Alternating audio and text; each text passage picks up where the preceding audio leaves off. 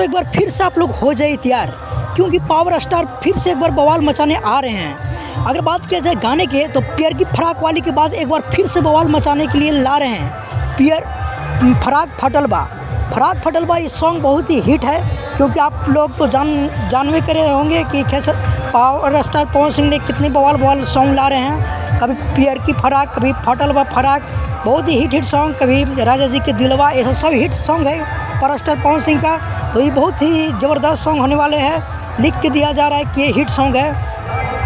अगर बात किया जाए गाने के बारे में, तो ये पावर स्टार पवन सिंह गाए हैं और साथ में शिवानी सिंह, जो कि साथ में शिवानी सिंह हर एक गाना में भी लगातार रह रहे हैं पावर स्टार पवन सिंह के साथ। अगर ये बतला दिया जाए कि कौन से यूट्यूब चैनल पर रिलीज़ किया जाएगा, तो सिनेमा आर्ट के यूट्यूब चैनल पर रिलीज़ किया जाएगा बहुत ही जल्द। अभी तो कमीशन में है, पर 2 दिन में 6 तारीख तक ये गाना की लॉन्चिंग कर दिया जाएगा, क्योंकि पावर स्टार पवन सिंह ने एक पोस्ट किए थे कि 6 तारीख के फिर से बवाल मचाने आ रहे हैं। तो बहुत ही बेहतरीन सॉन्ग होने वाले हैं। अगर आप पावर स्टार पवन सिंह का फ़ैन है तो ये वीडियो को ज़रूर लाइक करें और ज़्यादा से ज़्यादा शेयर करें।